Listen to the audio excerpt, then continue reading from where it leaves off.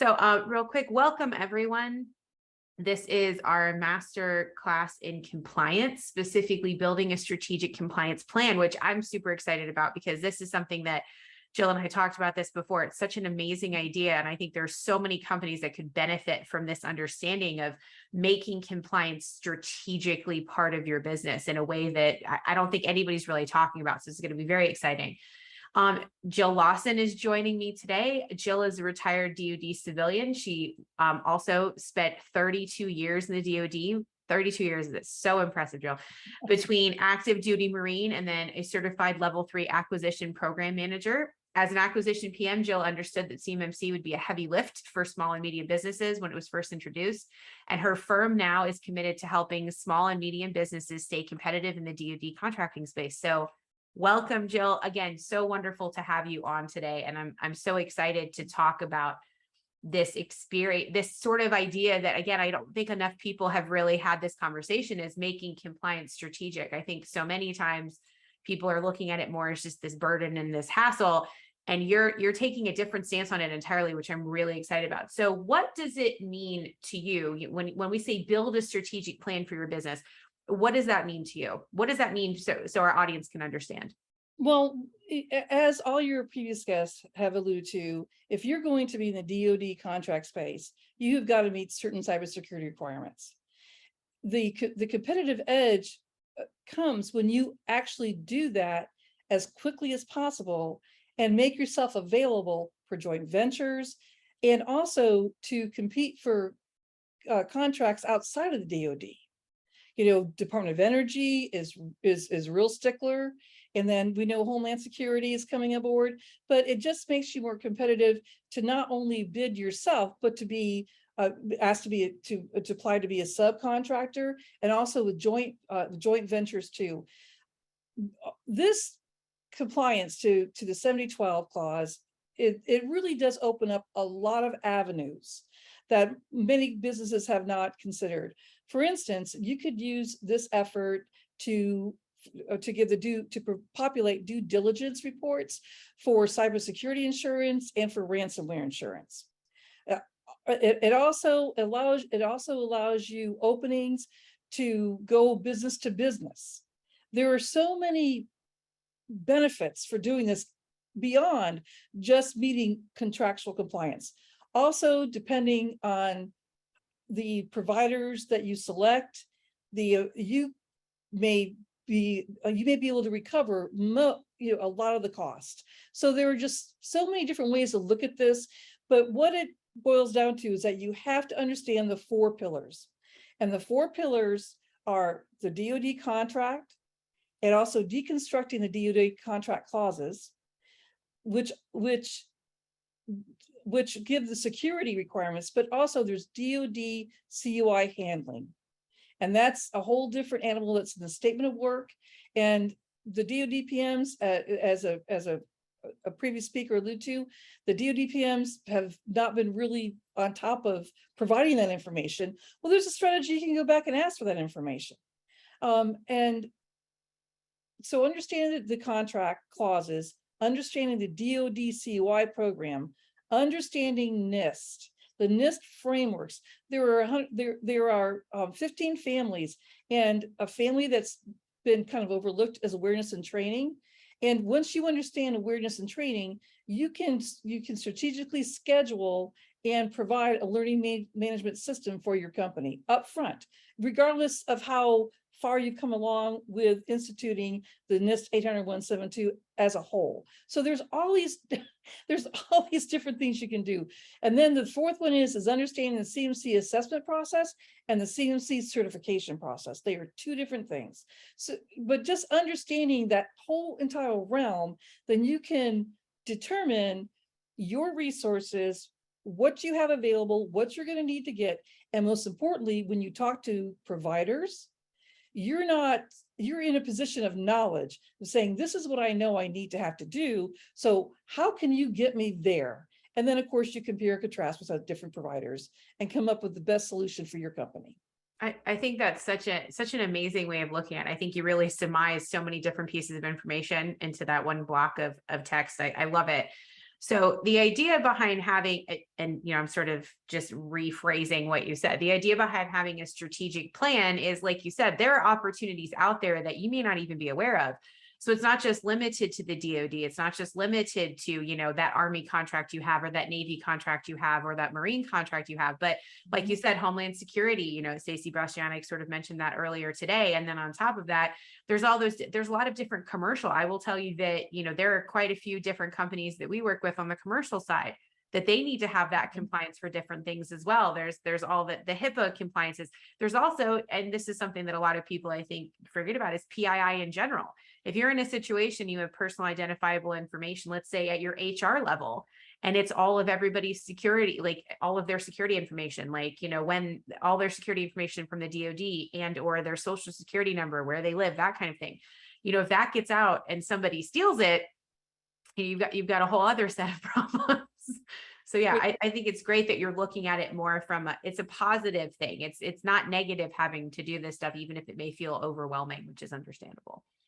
Earlier today, Robert Metzger, brought up that some companies may feel that, hey, we don't really have that valuable information. We're not that important. Let me just tell you this: when the DoD announces publicly that a company has been awarded a contract, and those subcontractors are listed, our adversaries, in particular China, they have this wonderful strategy called island hopping. What they do is they first find out the most vulnerable DoD subcontractor, the smallest one with the most, nonchalant type of deliverable, and then they start infiltrating those systems. And then eventually they find out, hey, they're sending an email or sending a document to this other company. And then this other company is forwarding it to this other company. And that's the island hopping strategy. And that has been well in play for at least 5 years now. So there really literally is no DoD contractor that is off limits. Everyone is completely targeted by our adversaries. Yeah, that's an excellent point to bring up too, because I think you're right. There are people out there, I think, who maybe think, well, I don't need to have a strategic competitive advantage. Maybe it's fine. Like I'm good with this one contract I have, and like I don't need to grow my business anymore. And hey, that's great. But that doesn't mean that you're not going to, like you said, even if you think that widget A that you're making for the DoD is not that big a deal, and it's a part of a part, right? But like you said, it's a really excellent point. It's sort of like a Russian nesting doll, right? You just sort of can go out or island hopping, like you called it. It's an excellent point. One thing I do want to mention too, and it's something that you and I have talked about, and this was something that I definitely wanted to make sure that we hit on. So what about your strategic competitive advantage plan would be the most important? Like there are some things that, we should probably consider, like, your business processes. Are you doing processes? How are you doing processes? How is your cybersecurity processes done?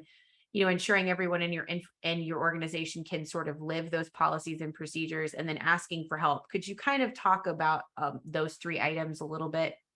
Right. Well, the baselining what your capabilities are, of course, is essential, and then measuring them against the NIST 800-171.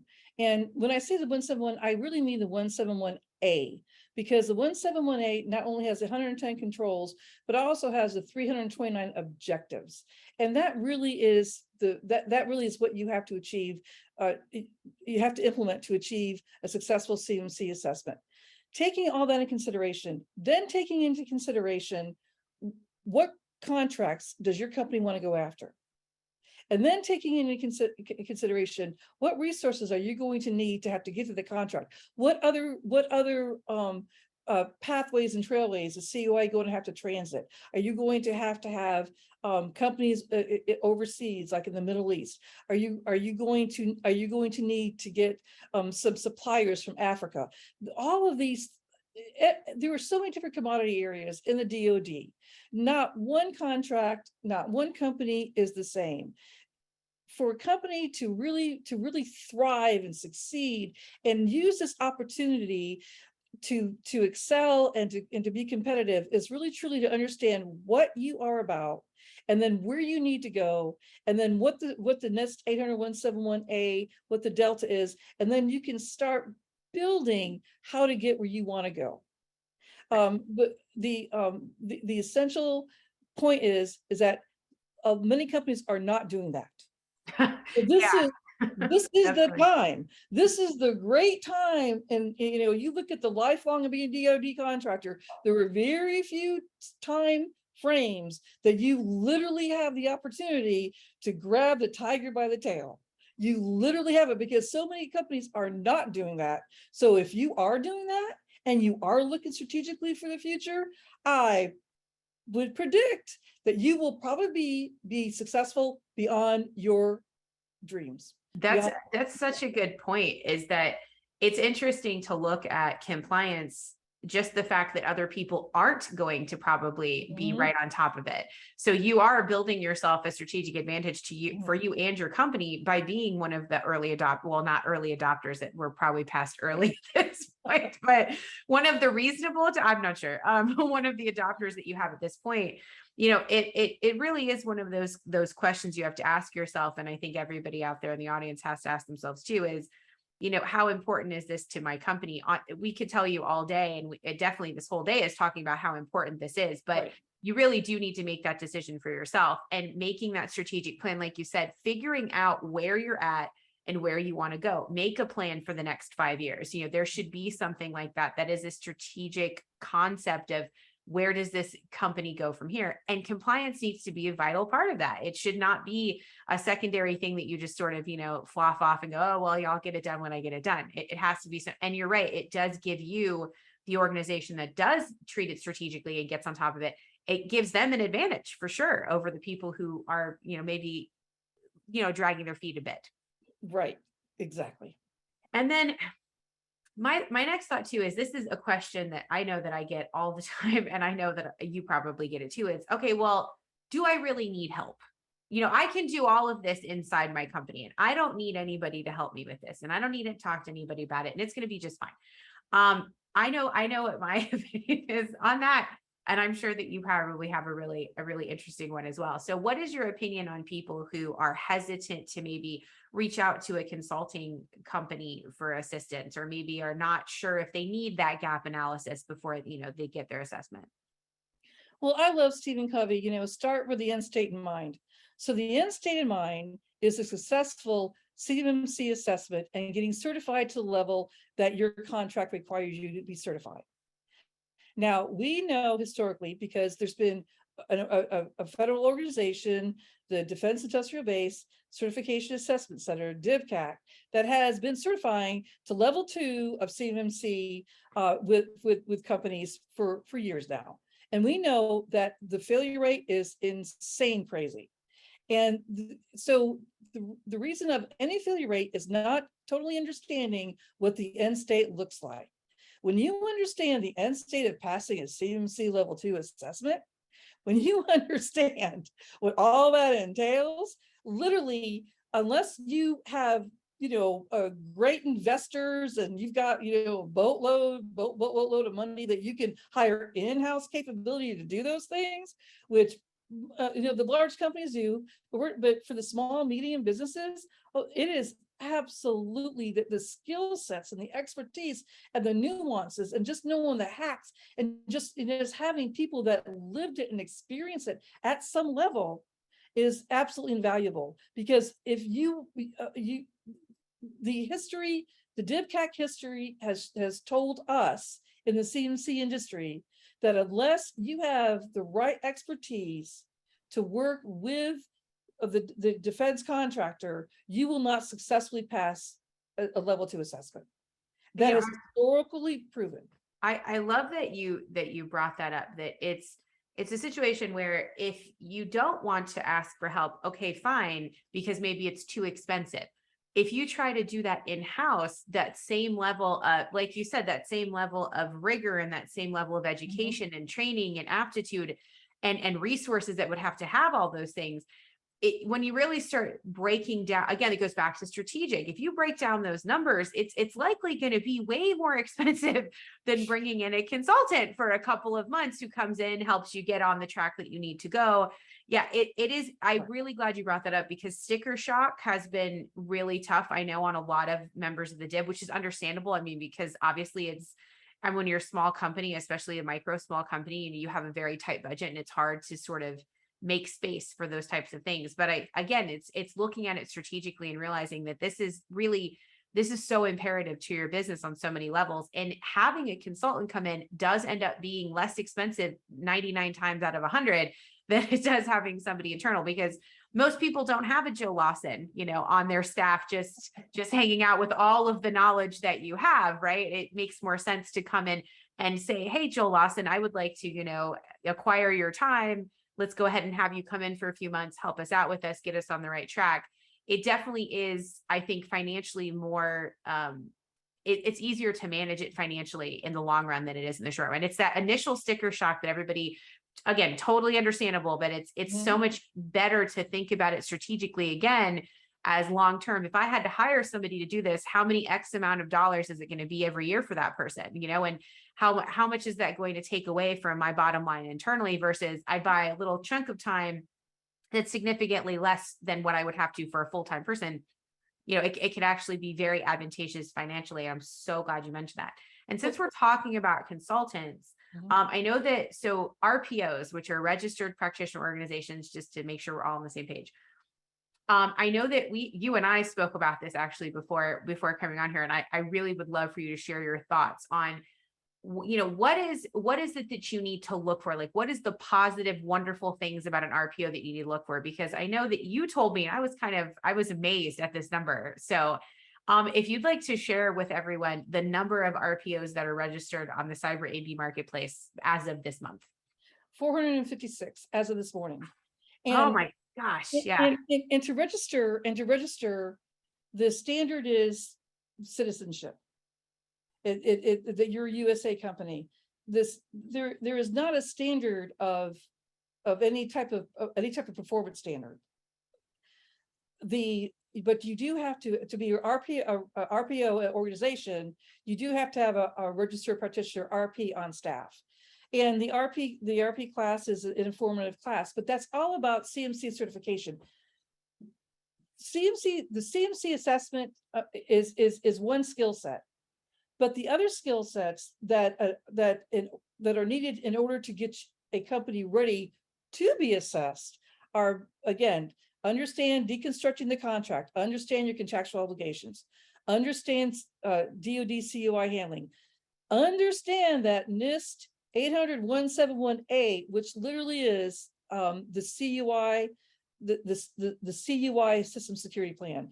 Now, earlier today, a speaker recommended having a CMMC system security plan, because the CMMC system security plan also includes Appendix F, the non-federal organization controls. That's a whole different conversation. But the NIST 800-171 for SPUR scores does not include that. So that would be like your CUI system security plan. That's just an example of just all these nuances, all this information that goes along with this. Then understanding the CMC assessment, all the three methodologies, what's expected, how to interact with the assessors. RPOs should to evaluate an RPO. Very few RPOs have all four skill sets in one person. They would normally need a team. So when you evaluate RPOs, understand, again, go from the end state and site that you want to pass an assessment. Ask the RPOs for biographies. Ask them maybe for resumes of people who are going to be on your team. Be sure to evaluate those to make sure that those skill sets are what you need in comparison with your in-house talent to get where you need to go. And also look for any type of history or experience with being with DoD contracts. Many RPOs are in the GRC community that have, ISO, HIPAA, but they've never dealt with DoD contractors. And DoD contractors have a very small margin of profit. So to have a RPO that really understands your business aspects, in addition to your CMC requirements, I would be very beneficial. Yeah, I think those are such excellent sort of like check boxes. So, when you're going to look for an RPO, like you said, do they understand what your end state is, what you decide your end state, like you said, that's your responsibility as the OSC, the organization seeking, certification. if you say, okay, well, this is where I want to be, this is my end state, this is why I want to get there, they need to be able to understand that. And they need to, like you said, and you want to make sure that they're sort of filling those gaps you have internally with your own resources. So getting, like you said, those resumes or biographies to go, okay, well, this person has something that we're lacking here, and this person has something we're lacking here, and this will be really great to sort of offset. And like you said, someone that I was kind of smiling to myself, someone who has DoD experience, not somebody who has, it is great. ISO 27701 is fantastic. ISO 9001, there's so many different things out there. SOC 2 is great. All these are great. However, that should be in addition to DoD experience. And, I mean, do you agree too, that if you can find people who actually have sort of, that management experience, they have been on DoD projects or programs and that type of thing, do you think that's beneficial as well? Yes, absolutely, because the DoD interactions are very complicated, and each program management office and each contracting officer are very individual, and when you experience a couple of those experiences, then you get, like, you understand hacks. Nuances. When you see something happening, you're like, okay, oh, I've been through that before. I know where this is going. And then the risk, and you can help mitigate the risk. And another aspect is if you can actually find a person that's been a part of a source selection evaluation boards. Right. SSEB's experience is really invaluable in helping DoD contractors comprehend the totality of this effort. Right. This effort is just not being compliant. This effort really dovetails into how the company is going to thrive in the DoD space. It's much more than just getting CMC certified. It has much greater tentacles in a DoD contractor's business. That's a good way of putting it, tentacles, because that is definitely, it does feel like it's affecting multiple different places simultaneously. So the last point that we want to kind of go over in the last couple minutes we have left, which is one that you and I talked about, again, the things to sort of watch out for when finding an RPO. So we talked about the really great things, RPOs that understand your business and have that experience, and RPOs that they're people that you can look at and say, yes, they have the kind of skill set that we need specifically for the company. Because like you said, it's not a be all end all or one size fits all. If I'm looking at, one of the 452 registered practitioner organizations, I mean, that's a lot to wade through. So what are some of the sort of high level things to watch out for, things that I'd be like a little hesitant on if I see them in an RPO? Well, the Cyber Accreditation Board, which is the CMC authority that the DoD has a no-cost contract to execute the CMC program. The Cyber AB they have monthly town halls, and I love at the monthly town halls that they have rumor control. And one of the things that they address is RPOs stating that they can bring you CMC compliant in a week.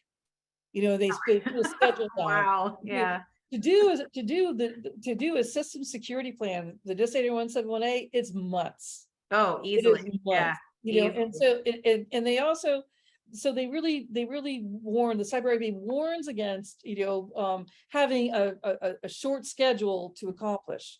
They also warn against saying well, you don't really need to have encryption. Your Microsoft Office business, I talked to Microsoft rep and they say that's good enough. So any RPO that quotes any type of a performance standards that's outside of, again, the CMC assessment criteria, the NIST 80171, and that's why it's important to be informed of what those things say.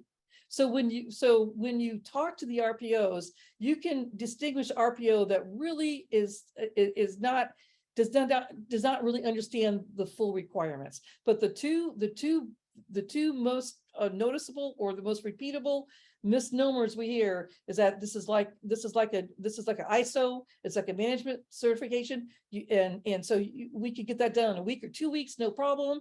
And then, oh, you don't really need to have encryption. That really, you don't have to do that. So those are the two mostly misnomers that this industry has identified from hearing. Right, definitely. And just to sort of piggyback on those as well, is also if you end up in a situation where an RPO tells you that the documentation they give you is just, it is what it is.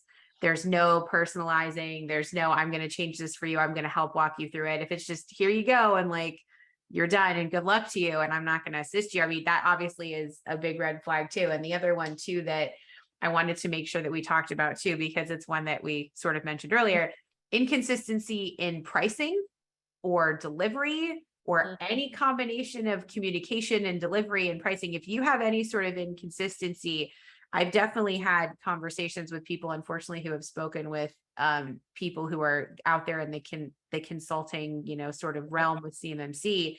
Some of them are registered RPOs, some of them aren't. That's the other thing too, to be careful about. How do you feel, I mean, your personal thoughts on, I know that a lot of C3POs are also RPOs. Do you feel like that's a really good way to go to get somebody that is a little bit more solid in this whole CMMC ecospace? Let me first say that organizations that are not RPOs, that have